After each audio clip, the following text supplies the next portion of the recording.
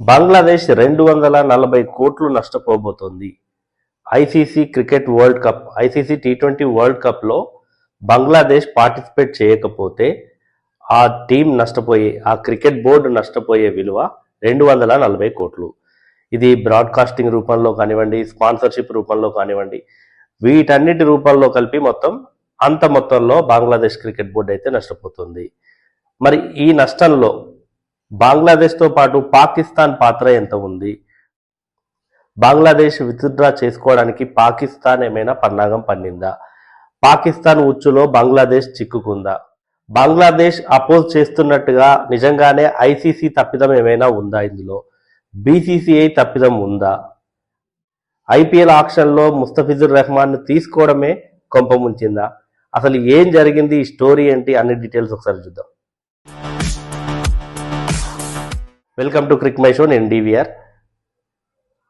So ఇప్పుడు hot topic ఏంటి అంటే, టీ20 క్రికెట్ వరల్డ్ కప్లో బంగ్లాదేశ్ బైకాట్ చేయటము.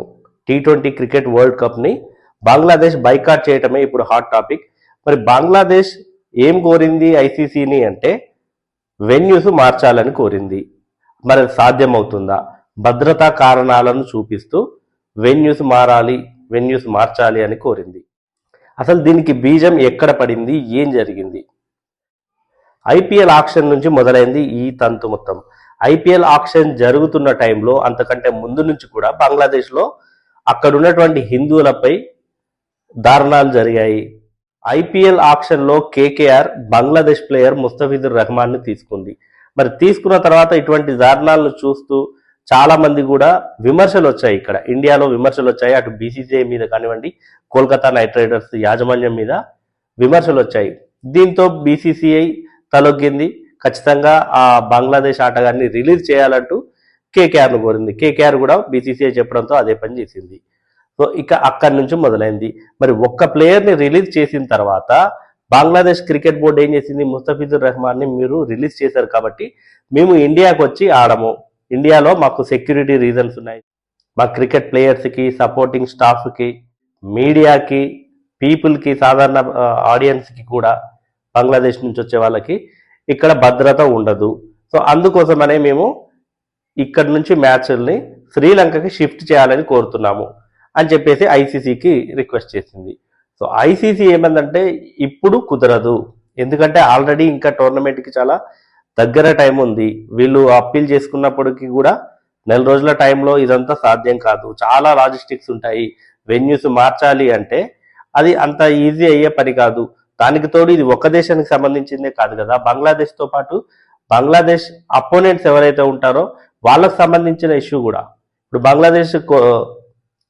బంగ్లాదేశ్ కలకత్తాలో 3 మ్యాచ్లు ఆడుతుంది, తర్వాత ముంబైలో ఒక మ్యాచ్ ఆడుతుంది. టోటల్గా ఈ 4 మ్యాచ్ల్ని శ్రీలంకకి షిఫ్ట్ చేయడం వల్ల బంగ్లాదేశ్ ఎవరైతే అపోనెంట్స్తో ఆడుతుందో వాళ్ళందరి మ్యాచ్లు కూడా షిఫ్ట్ చేసినట్టే అవుతుంది. అక్కడ ప్లేయర్స్కి సంబంధించి ఆ హోటల్స్ బుక్ చేయడము, వాళ్ళ ట్రావెలింగ్ చూసుకోవడము, వాళ్ళ ఇవన్నీ కూడా చాలా చాలా రిస్క్తో కూడుకున్న ఫ్యాక్టర్స్. ఆ విషయం మరి బంగ్లాదేశ్ ఆలోచించిందా లేదా? ఎందుకంటే టైం పీరియడ్ చాలా తక్కువగా ఉంది. మరి ఇంత తక్కువ టైంలో ఇది చేయడం కుదరదు అని చెప్పేసి ఐసీసీ కూడా వాళ్ళకి డెడ్ లైన్ విధించింది బంగ్లాదేశ్కి. బంగ్లాదేశ్ జనవరి 21 వరకు మీరు ఏదైంది తేల్చి చెప్పండి అంటే వాళ్ళు అలానే భీష్మించు కూర్చున్నారు. మేము రాము, మేము ఆడము, ఇండియాలో ఆడము, మాకు సెక్యూరిటీ రీజన్స్ వల్ల మేము ఇండియాకి రాలేకపోతున్నాం అని చెప్పేసి వాళ్ళు అదే స్టాండ్ మీద ఉన్నారు. మరి ఈ గ్యాప్లో ఏం జరిగిందంటే మధ్యలో కూడా Pakistan cricket board chief Mohsin Naqvi, ఇతని పేరు మనం విన్నాం, గుర్తుంది కదా.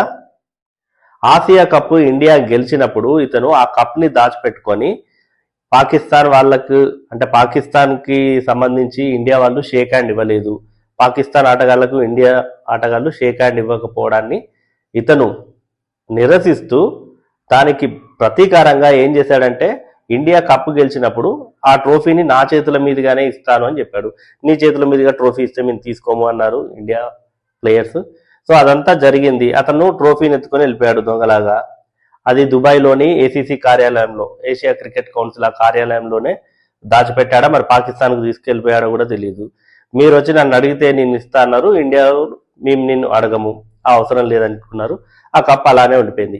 సో ఇక అక్కడి నుంచి కూడా ఈ మోసిన్ నక్వి ఇండియాని ఎప్పుడు డౌన్ చేద్దామా, బీసీసీఐని ఎప్పుడు లాగుదామా మధ్యలోకి, ఐసీసీ విషయంలో, ఐసీసీలో ఎందుకంటే ఇప్పుడు ఐసీసీ చైర్మన్ జైషా ఉన్నాడు కాబట్టి అతను ఇండియనే. సో ఇదంతా వీళ్ళని ఐసీసీని బీసీసీఐని ఇబ్బంది పెట్టే పనులు చేయాలి అని అతను పూనుకున్నాడు.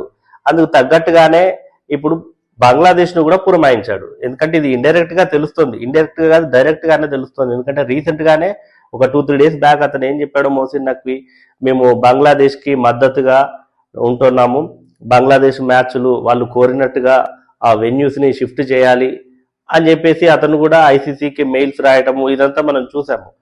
సో ఇతనికి ఎందుకు అంత నొప్పి, పక్క దేశం మీద అంత ప్రేమ ఎందుకు ఉంది మరి ఇతనికి అంటే అది కూడా అందులో రాజకీయ కారణాలు ఉన్నాయి, స్వార్థము ఉంది. బీసీసీఐని ఐసీసీని లాగాలి, ఇండియాని డౌన్ చేయాలి అన్నది అతని టార్గెట్. సో దీనికోసం అని చెప్పేసి అతను బంగ్లాదేశ్ అయితే మొత్తానికి అలా ట్రాప్ చేశాడు. బంగ్లాదేశ్ లో కూడా ఆల్రెడీ అక్కడ పరిస్థితులు కూడా బాగాలేవు. బంగ్లాదేశ్ లో వాళ్ళకి ఇప్పుడు ఆ గవర్నమెంట్ కూడా తాత్కాలిక ప్రభుత్వం నడుస్తోంది. సో వాళ్ళు కూడా దీన్ని రాజకీయంగా వాడుకోవాలని యాంటీ ఇండియా ఇష్యూని వాళ్ళకు అనుకూలంగా మార్చుకునేందుకు అక్కడి ప్రభుత్వం అయితే ఆలోచన చేసింది. అందులో భాగంగానే ఇప్పుడు ఇదంతా బెట్టు చేయటము ఇది. సో దీనికి రాజకీయ కారణాలు ఉన్నాయి, క్రికెట్ కారణాలంటే ఇట్లా పాకిస్తాన్ లాంటి దేశము, పక్క దేశము ఇండియాని ఎప్పుడు డౌన్ చేద్దామా అని చూసే దేశము. సో వీళ్ళందరూ కలిసి పనిన పన్నాగమే ఇది. సో మరి దానివల్ల నష్టపోయేది బంగ్లాదేశ్ క్రికెట్ బోర్డు, బంగ్లాదేశే తప్పితే, ఆ ప్లేయర్స్ తప్పితే ఇండియాకి నష్టమేమి లేదు. మహా అయితే ఇప్పుడు వాళ్ళు ఐపీఎల్ ని బంగ్లాదేశ్ లో బ్యాన్ చేశారు, అక్కడ టెలికాస్ట్ అవ్వదు. సో దానివల్ల మహా అయితే వచ్చే నష్టం పెద్దగా ఏమీ లేదు ఇండియాకి, ఐపీఎల్ బ్రాడ్కాస్టర్స్ కి దానివల్ల వచ్చే నష్టం లేదు. బీసీసీఐకి అంతకన్నా లేదు. బ్రాడ్కాస్టర్స్ విషయంగానే అది, బీసీసీఐకి పెద్దగా దానివల్ల వచ్చే నష్టం ఏమీ ఉండదు.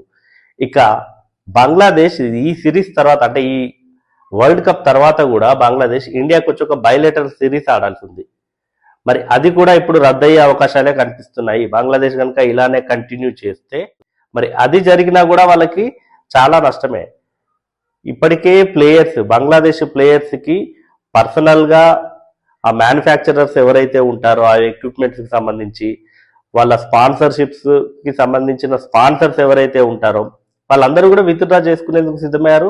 ఆల్మోస్ట్ అవి విత్డ్రా ఆ ప్రక్రియ కూడా నడుస్తోంది. మనకు ఉమెన్ టీం ఉంది, ఇప్పుడు బంగ్లాదేశ్ ఉమెన్ క్రికెట్ టీం ఉంది, కోకోకోలా దానికి స్పాన్సర్, వాళ్ళు కూడా వెనక్కి తగ్గే అవకాశం ఉంది, ఎస్జీ వెనక్కి తగ్గే అవకాశం ఉంది.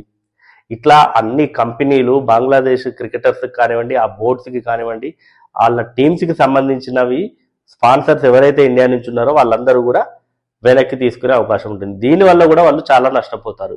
మరి ఇవన్నీ ఎందుకు ఆలోచించట్లేదో బంగ్లాదేశ్ అర్థం కావట్లేదు.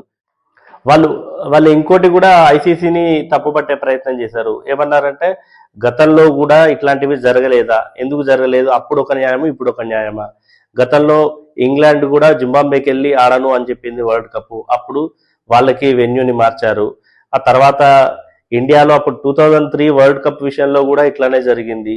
ఒకసారి జింబాబ్వే కూడా విత్డ్రా చేసుకుంది. సో ఇట్లాంటివన్నీ జరిగాయి ఇంగ్లాండ్ విషయంలో, ఇండియా విషయంలో. ఆస్ట్రేలియా కూడా అప్పుడు శ్రీలంకకు వెళ్ళి ఆడము అని చెప్పింది 96 వరల్డ్ కప్ అనుకుంటారు. సో ఇట్లాంటివన్నీ వాళ్ళకి ఆ టీమ్స్కి ఫేవర్ గానే వచ్చినప్పుడు రిజల్ట్స్ మాకెందుకు రాలేదు అని వీళ్ళు ఐసీసీని నిలదీశారు. ఐసీసీ కూడా చెప్పింది, ఎందుకంటే సినారియో ఇస్ డిఫరెంట్. అప్పుడు ఇప్పుడు పాకిస్తాన్ కి శ్రీలంకలో మ్యాచ్లు పెట్టారు. ఎందుకు పెట్టారంటే ముందు నుంచి రెండు దేశాల మధ్య ఉంది, ఆ సఖ్యత లేదు కాబట్టి అది వాళ్ళు ముందుగానే లేవనెత్తారు. అందుకోసం అని చెప్పేసి వాళ్ళ మ్యాచ్ల్ని న్యూట్రల్ వెన్యూస్ లో ఆడుతున్నాము. ఇప్పుడు బంగ్లాదేశ్ కూడా షెడ్యూల్ ప్రిపేర్ కాకముందు కనుక ఇట్లాంటిది లేవనెత్తి ఉంటే అది పాసిబుల్ అయ్యేదేమో. అంతేగాని ఇప్పుడు మధ్యలో వచ్చి లాస్ట్ 25 days 30 days బిఫోర్ అంటే మాత్రం ఐసీసీకి కూడా ఇబ్బంది అవుతుంది. సో మొత్తానికి ఈ రకంగా బంగ్లాదేశ్ అయితే మరి పాకిస్తాన్ ట్రాప్ లో పడిందా చివరి నిమిషంలో తెలియదు, లేదా వాళ్ళంతటా వాళ్ళు రాజకీయ ఉద్దేశాల కారణంగా ఇట్లాంటి నిర్ణయాలు తీసుకున్నారో తెలియదు. కానీ మొత్తానికైతే బంగ్లాదేశ్ కనుక వరల్డ్ కప్ నుంచి వెళ్ళిపోతే ఎవరికి వచ్చే నష్టం ఏమీ లేదు, ఆ క్రికెట్ బోర్డుకే నష్టం వస్తుంది. మహా అయితే కొంత లాభపడాలి అంటే స్కాట్లాండ్ లాభపడుతుంది. ఎందుకంటే వాళ్ళు వెళ్ళిపోగానే స్కాట్లాండ్ని పిలుస్తారు, స్కాట్లాండ్ని ఆడిస్తారు. మరి పార్టిసిపేట్ చేసినందుకు కూడా కొంత అమౌంట్ అనేది ఉంటుంది. పార్టిసిపేట్ చేసిన ప్రతి టీంకి 2.5 క్రోర్స్ వస్తాయి ఐసీసీ నుంచి. ఇప్పుడు స్కాట్లాండ్కి వస్తాయి అవి. 5th పొజిషన్ నుంచి 12th పొజిషన్ వరకు నిలిచిన టీమ్స్కి 3.7 క్రోర్స్ కూడా అదనంగా వస్తాయి. సో ఇట్లా ఇవన్నీ ఉంటాయి. అంటే డబ్బు కోసమనే కాదు, స్కాట్లాండ్ ఆడినా కూడా ఈ డబ్బు ఏదో ప్రైజ్ మనీ వస్తుందని కాదు, కానీ వరల్డ్ కప్లో ఆడితే వాళ్ళకి ఆ రకంగా అదొక ప్రెస్టీజియస్ థింగ్ అని చెప్పొచ్చు. వరల్డ్ కప్ లాంటి మెగా ఈవెంట్లో ఆడటము.